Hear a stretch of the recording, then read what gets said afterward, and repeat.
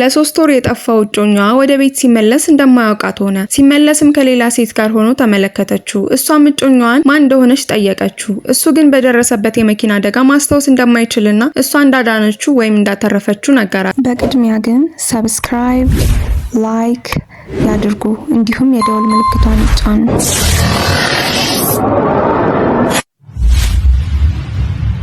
አብራው የመጣችው ልጅም ከመኪናው አደጋው በፊት እጮኛ እንዳለው ስትረዳ እንደተጸጸተ ሰው በመምሰል ለመፋታት እንደምትፈልግ ነገረችው። እሱ ግን ከበፊት እጮኛው በመራቅ ካደጋው ያተረፈችው ልጅ እሷን ብቻ እንደሚወድ ቃል ገባላት። የቀድሞ እጮኛውን በሁኔታው ተናዳ ማስታወስ ቢጀምር እንኳን ይቅርታ እንደማታደርግለት ነግራው ሄደች። በዛ ቀን ምሽትም ብዙ መጠጥ ስትጠጣ ነበር።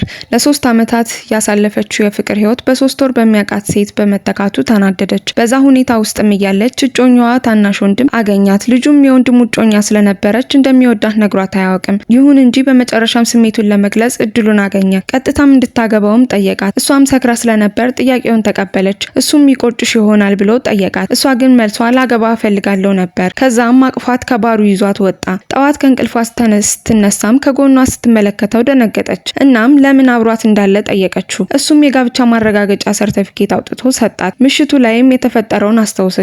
ወዲያውኑም ልትወጣ ስትል አዲሱ ባሏ ቤተሰቦቹ እየከሰሩ ስለሆነ አሁን ከተፋታች ምንም ሀብት እንደማታገኝ ነገራት። እሷም ምርጫ ስላልነበራት ነገሮችን በማሰብና ቤተሰቦቹም እንደሚወዷት ስለምታውቅ ጋብቻው እንደማይጎዳት አሰበች። አዲሱ ባሏም ይዟት ወደ ቤተሰቦቹ ሄደ። በቦታው የነበሩ ሰዎችም አዲሶቹን ጥንዶች ሲመለከቱ ደነገጡ። ባሏም የወንድሙን የቀድሞ እጮኛ እንዳገባት ለሁሉም ተናገረ። ቲክቶክ ላይ stora_24 ብለው ሰርች በማድረግ ፎሎ ያድርጉና ቤተሰብ ይሁኑ። እናቱም ማስጎድዶች ከሆነ ንገሪኝ አለቻት። እሷ ግን በፈቃዷ እንዳገባችሁ ነገረቻት። ታላቅ ወንድምየውም ለምን የቀድሞ እጮኛዬን ታገባለህ ብሎ ወንድሙን አፋጠጠው። ታናሽ ወንድሙም ሌላ ሚስት ስላገባ ከእሷ ጋር ያለኝ ግንኙነት አይመለከትህም አለው። ለቤተሰቦቹም ወንድሙ አዲስ ሚስት ስላገባ እንደተጎዳችና እሷን እንደሚጠብቃት እንደሚንከባከባት ነገራቸው። ቤተሰቦቹም አዲሶቹን ጥንዶች በደስታ ተቀበሏቸው።